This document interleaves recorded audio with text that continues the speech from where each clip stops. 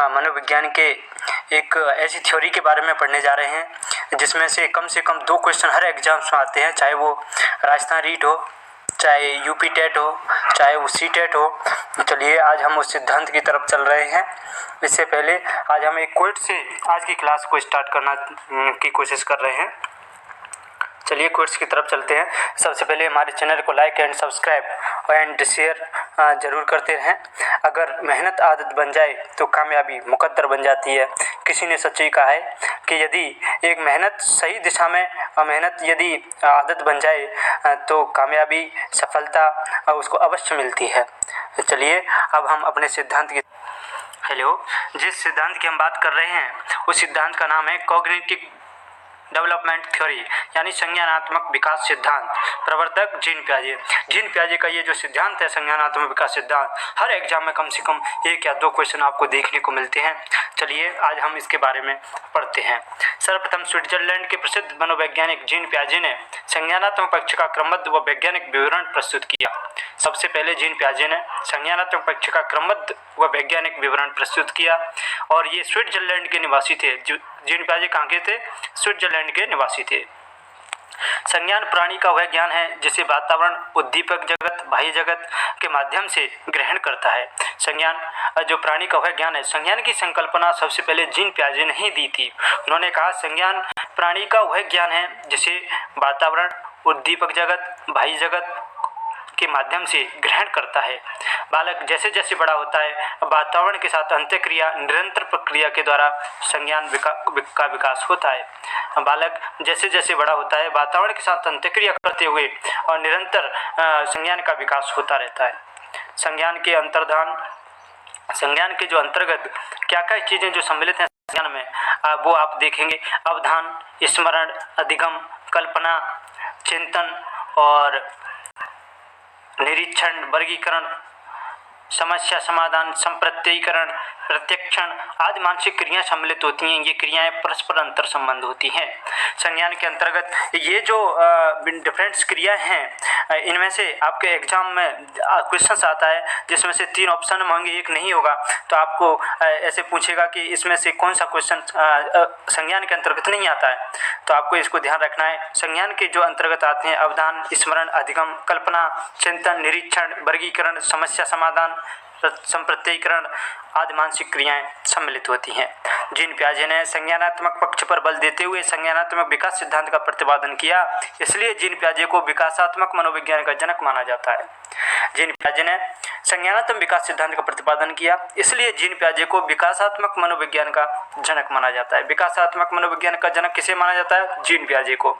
विकासात्मक मनोविज्ञान के अंतर्गत शुरू से अंत तक अर्थात गर्भावस्था से वृद्धावस्था तक होने वाले विकास का अध्ययन किया जाता है। जो विकासात्मक साइकोलॉजी है उसके अंतर्गत शरीर शुरू से अंत अर्थात गर्भावस्था से वृद्धावस्था तक आने वाले विकास का जो है अध्ययन किया जाता है। बाल विकास के अंतर्गत गर्भावस्था से किशोरावस्था तक होने वाले विकास का अध्ययन किया जाता है।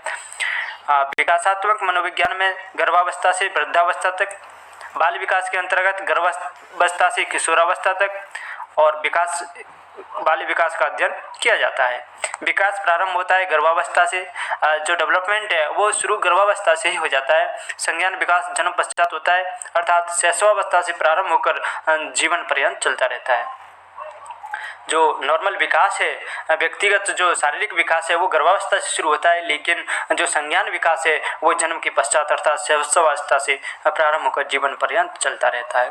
अब जीन पियाजे ने अपने जिस संपूर्ण संज्ञानात्मक मनोविकास जो सिद्धांत है उसमें उसको 4 अवस्थाओं में डिवाइड किया है। 4 स्टेजेस में उसने अपने इस सिद्धांत को डिवाइड किया है। उसमें से पहली अवस्था है सेंसरी मोटर स्टेज यानी संवेदीय पेशीय इंद्रिय जनित अवस्था।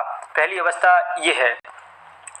इसमें 0 से 2 वर्ष तक के बालकों का जो है अध्ययन किया इसने। जन्म के समय शिशु बाह्य जगत के प्रति अनभिज्ञ होता है और लेकिन धीरे धीरे आयु वृद्धि के साथ साथ अपनी संवेदनाओं, ज्ञानेंद्रियों तथा शारीरिक क्रियाओं के माध्यम से वातावरण का ज्ञान ग्रहण करता है।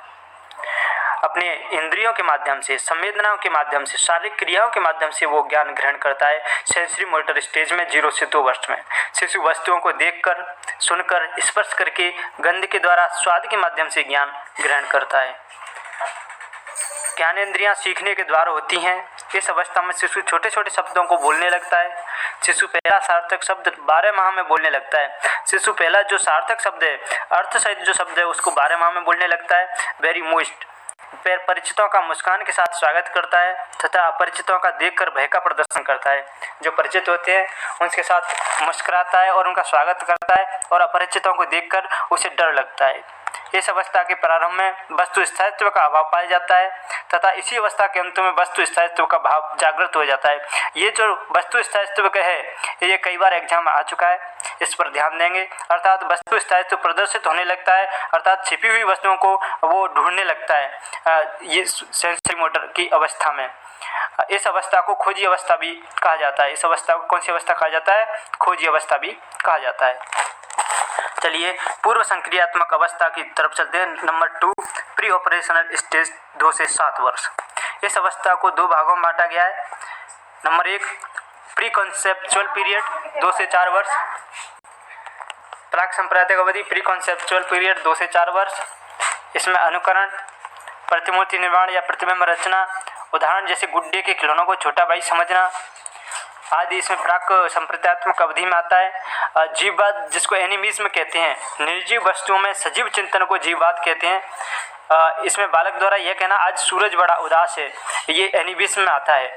जीववाद का आपको एक एग्जाम्पल बताऊं, यदि बच्चा किसी मेज से टकराकर गिर जाता है तो वो कहता है कि इस मेज ने मुझ में दी है, अतः वो एनिमिज्म रखता है, वो मेज को भी जीवित समझता है, सजीव मानता है।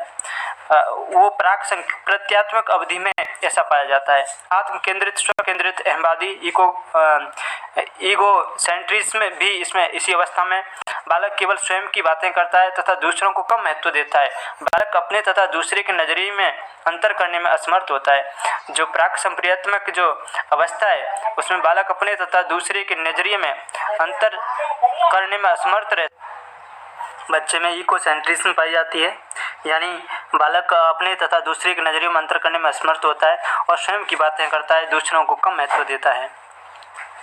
अंतर्दर्शी, अंतर्ज्ञान, और ये दूसरी अवस्था जो थी वो थी इंस्टीट्यूटिव पीरियड 4 से 7 वर्ष तक। इस अवस्था में बालक अपने अंदर उठे सभी प्रश्नों के जवाब जानना चाहता है। यहाँ जो बालक है वो अपने अंदर जितने भी प्रश्न के जवाब जानना चाहता है, इसलिए इसे प्रश्न पूछने की अवस्था भी कहा जाता है। इस अवस्था को प्रश्न पूछने की अवस्था भी कहा जाता है। इस अवस्था में शिशु अक्षर लिखना, गिनती गिनना, वस्तुओं को क्रम से रखना, हल्के भारी का ज्ञान होना, माता पिता की आज्ञा का मानना, घर के छोटे छोटे कामों में मदद करना तथा जोड़ बाकी गुणा भाग का सहज ज्ञान हो जाता है, लेकिन वह तर्क वितर्क करने योग्य नहीं होता है, इसलिए इसे अतार्किक चिंतन की अवस्था के नाम से जाना जाता है।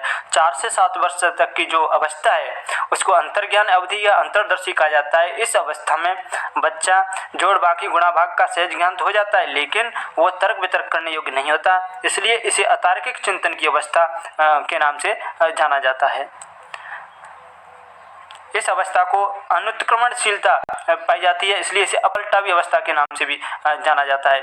ये जो अवस्था है इस अवस्था में इरिवर्सिबिलिटी पाई जाती है, इसलिए इसे अपलटावी अवस्था के नाम से जाना जाता है। नंबर 3 है मूर्त या स्थूल या ठोस संक्रियात्मक अवस्था। जो 3rd नंबर है उस अवस्था का नाम है concrete operational stage. Concrete operational stage, इसकी जो एज है वो है 7 to 11 वर्ष, 7 से 11 वर्ष। इस अवस्था में तार्किक चिंतन प्रारंभ हो जाता है। इस अवस्था में बच्चा तर्क करने योग्य, चिंतन करने योग्य हो जाता है, लेकिन बालक का चिंतन केवल मूर्त प्रत्यक्ष वस्तुओं तक ही सीमित रहता है। लेकिन जो बालक है वो सामने देखकर ही वस्तु को के बारे में सोच सकता है, चिंतन कर सकता है, अतः यह केवल मूर्त प्रत्यक्ष वस्तुओं तक ही सीमित रहता है। बालक अपने सामने उपस्थित 2 वस्तुओं के बीच तुलना करना, अंतर करना, समानता असमानता बताना, सही गलत, उचित अनुचित में विभेद करना सीख जाता है, इसलिए इस मूर्त चिंतन की अवस्था कहा जाता है। इसे अमूर्त चिंतन की अवस्था नहीं कहा जाता, इसलिए इसे मूर्त चिंतन की अवस्था के नाम से जाना जाता है। क्योंकि बालक अब अपने सामने उपस्थित 2 वस्तुओं के बीच सामने उपस्थित तुलना करना, अंतर करना, समानता असमानता बताना, सही गलत, उचित अनुचित में भेद करना आदि सीख जाता है, इसलिए इसको मूर्त चिंतन की अवस्था के नाम से जाना जाता है। इस अवस्था में बालक दिन, तारीख, महीना, वर्ष, समय आदि बताने योग्य हो जाता है। इस अवस्था में जो बालक है वो दिन, तारीख, महीना, वर्ष, समय आदि बताने योग्य हो जाता है। रिवर्सिबिलिटी यहाँ पाई जाती है उसमें, इसलिए इसे पलटावी अवस्था भी कहा जाता है। अब यहाँ उसमें रिवर्सिबिलिटी आ जाती है, इसलिए इसको पलटावी अवस्था के नाम से जाना जाता है। बालक क्रमबद्ध चिंतन या क्रमानुसार व्यवस्थापन करने योग्य हो जाता है, अर्थात बालक में वस्तुओं को उनके आकार वजन के अनुसार क्रम से व्यवस्थित करने की क्षमता आ जाती है। छोटी से बड़ी, फिर बड़ी से बड़ी, ऐसे क्रम से अनुसार क्रम से व्यवस्थित करने की क्षमता बच्चे में आ जाती है। भाषा एवं संप्रेषण योग्यता में प्रवीणता आ जाती है। भाषा और संप्रेषण में जो है उसमें प्रवीणता आ जाती है। इस अवस्था के अंत तक बालक में तर्क, जिज्ञासा, निरीक्षण क्षमता का विकास हो जाता है। दूसरों के दृष्टिकोण को महत्व देता है तथा आत्म केंद्रित त्याग कर देता है। इस अवस्था को मुख्य रूप से 3 संप्रदाय विकसित होते हैं। इस अवस्था में इसमें मुख्य रूप से 3 संप्रदाय हैं जो विकसित होते हैं। नंबर 1 संरक्षण, कंजर्वेशन, नंबर 2 रिलेशन और नंबर 3 वर्गीकरण।